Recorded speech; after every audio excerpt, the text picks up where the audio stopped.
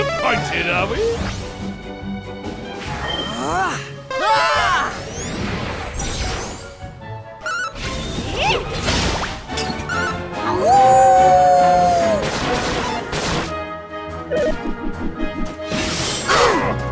The time is right.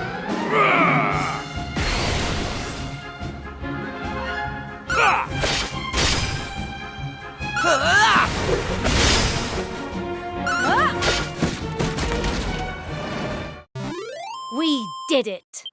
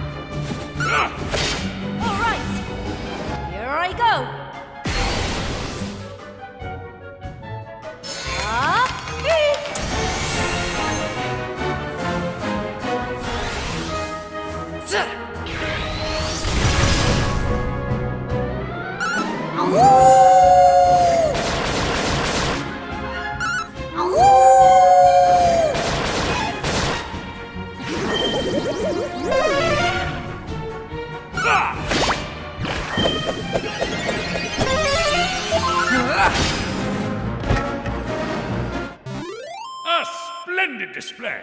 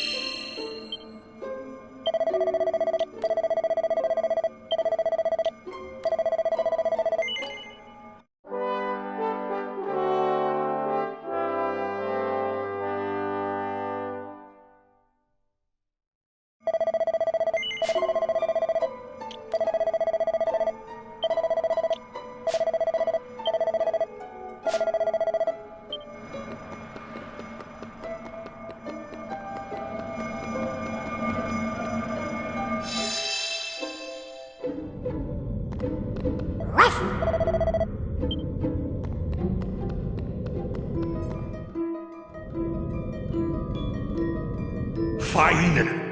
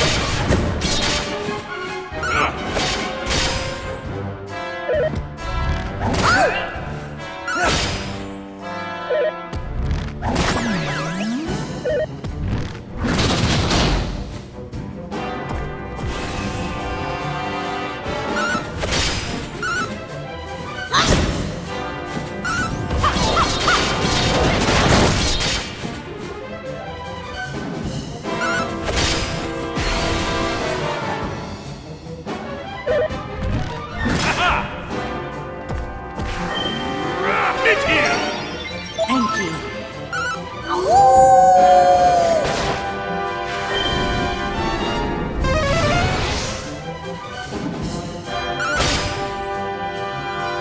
Watch me move.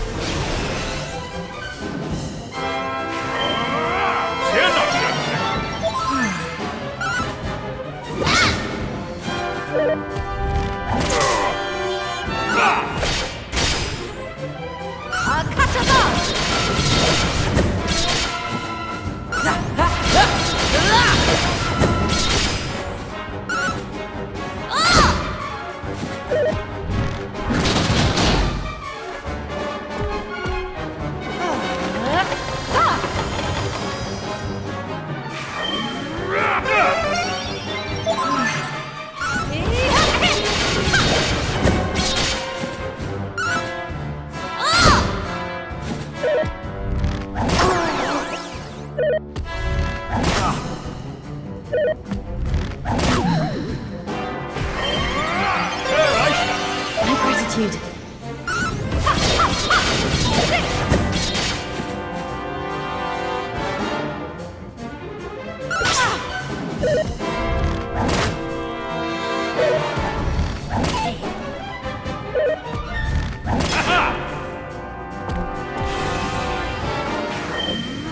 Allow me. Thank you.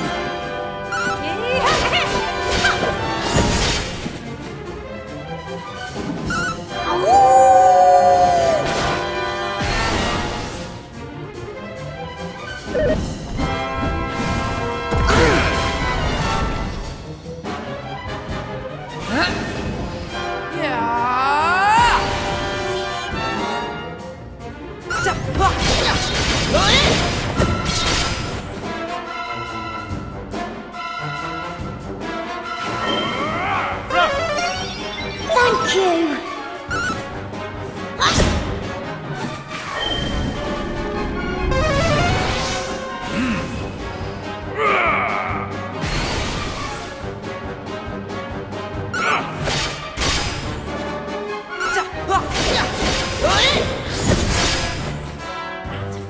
Ready.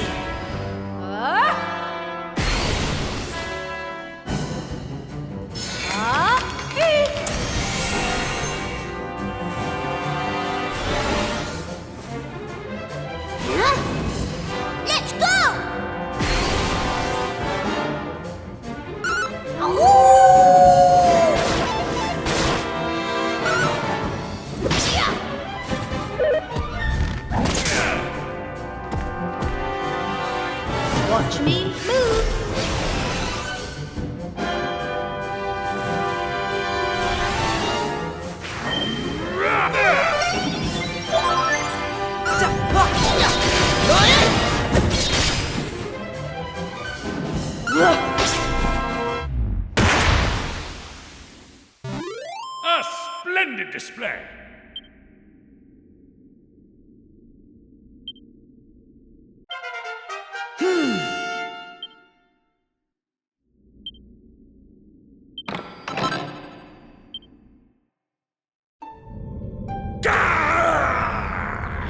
No! How can this be possible? But it matters not. Buckingham may be saved, but the sea dragon will remain frozen for all time!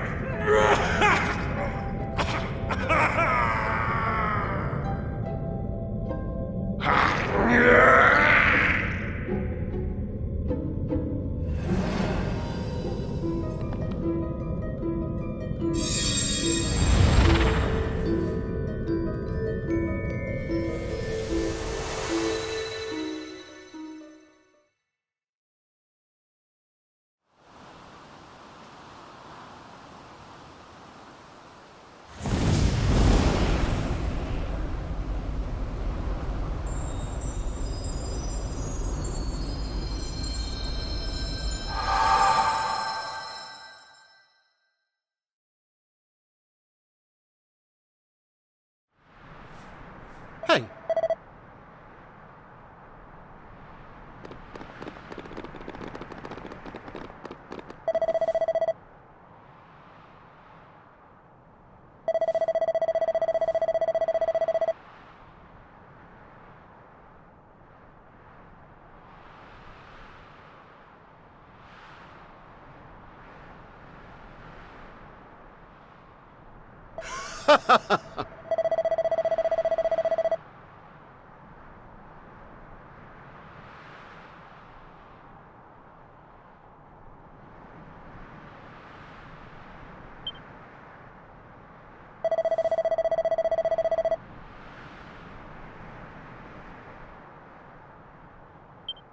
Now.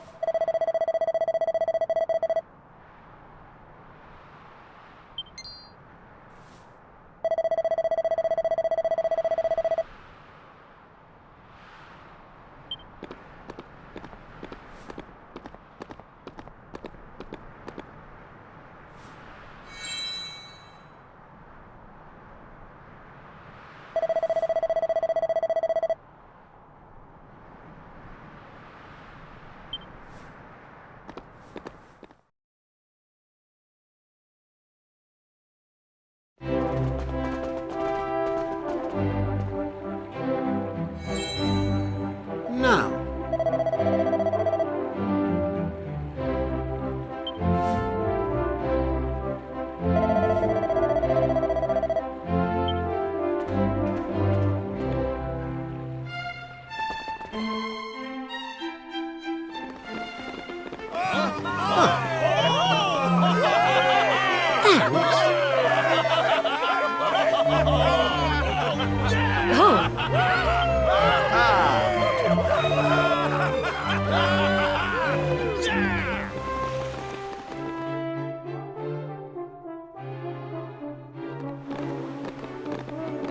Everyone, on behalf of all the citizens of the Kingdom of Buckingham, I thank you from the bottom of my heart.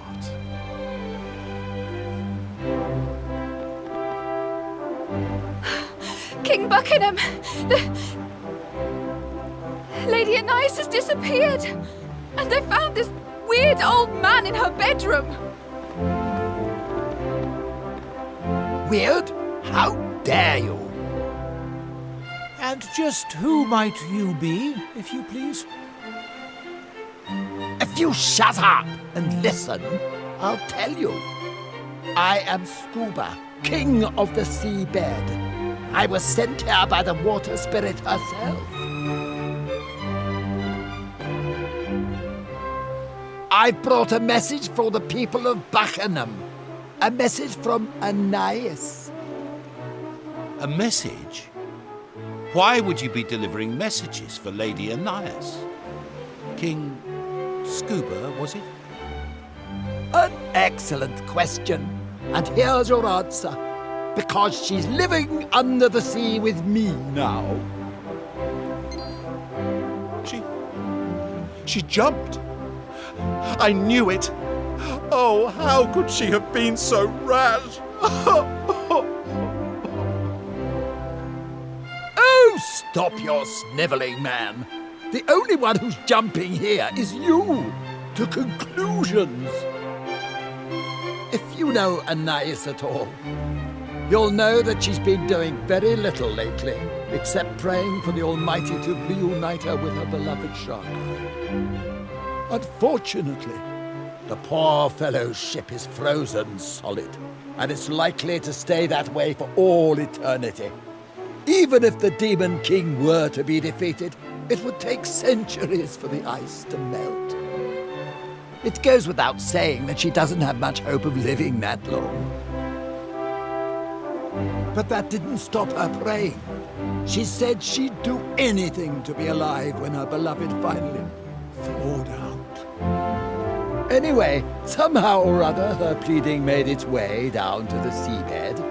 My kingdom, as you may recall.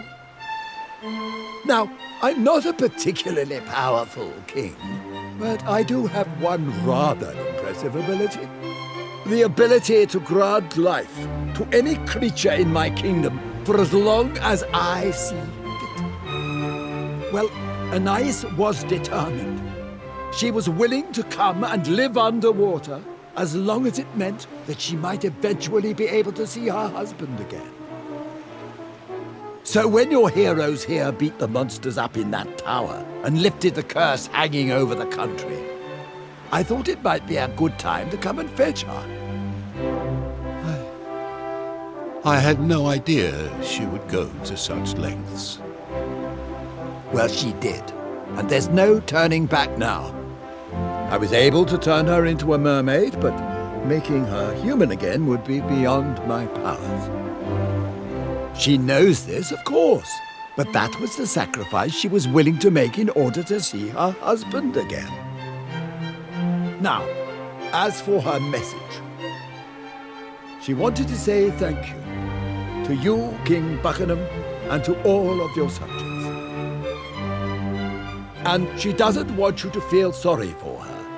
She's happy with her choice. She's made her peace with it. There, all done. Right, I'm off.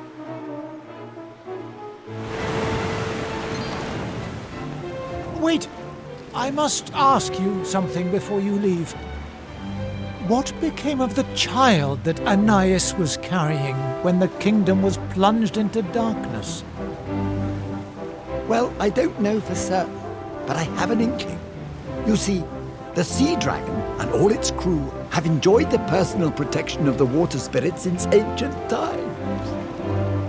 That's why her captain always bears the mark of the spirit somewhere on his body.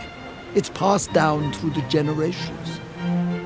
Which means, by the way, that any child Sharkeye and Anais had would also carry the mark.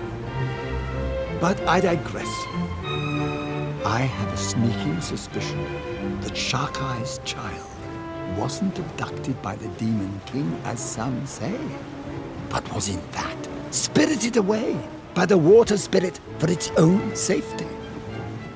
I wouldn't be surprised if he or she was living a perfectly normal, perfectly peaceful life somewhere out there. But I'm just a humble servant of the spirit.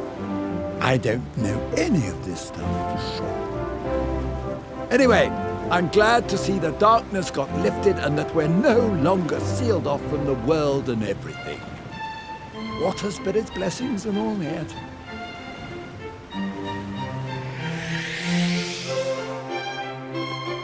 Perhaps I failed to grasp the depths of Anais' love for Sharkeye. Still, we must heed her message.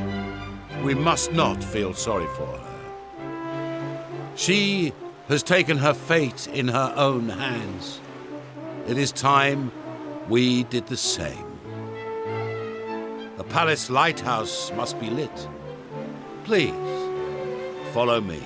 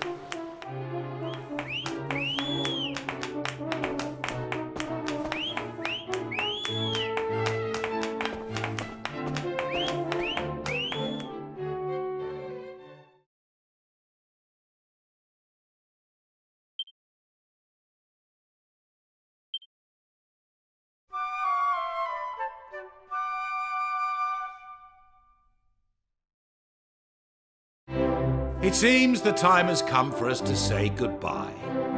Though I doubt this is the last we'll be seeing of each other. Now, it is time for me to repay you as promised. I thought perhaps this would make for a most fitting reward. It is the legendary sword, passed down from one captain of the Sea Dragon to the next. Sharkeye left it in my care when he set out before his final battle, that it might be used in defense of his wife and unborn child. Until now, I had not met one whom I deemed worthy of such a weapon, but in you, I have undoubtedly found such a person. I hereby present to you the Sea Serpent Saber.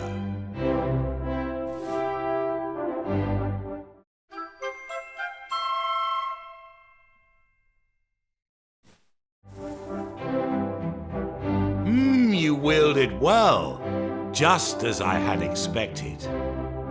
Truth be told, there is something of Sharkeye about you. Incidentally, it strikes me that I've told you very little about the captain. You must be curious to learn more about him. I beg your pardon. My chief minstrel told you everything you needed to know. But I do not employ a minstrel. Oh, I did, of course, a long time ago. He was a fine man and a talented musician, but he fell ill and died many years back. But of course, you are blessed with powers beyond those of ordinary humans. I should have learned not to be surprised by your capabilities. In any case, the most important thing I wish to say to you today is simply this. Thank you. Your name shall live on in the legends of my kingdom for all time.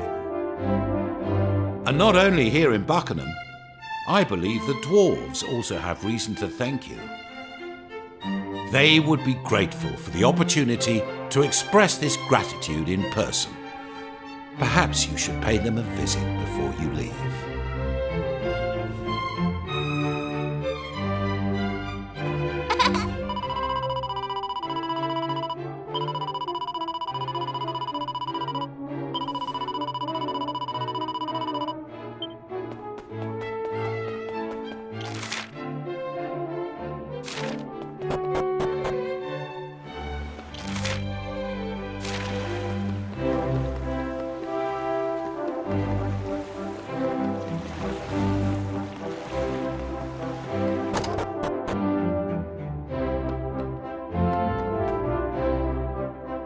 Oh.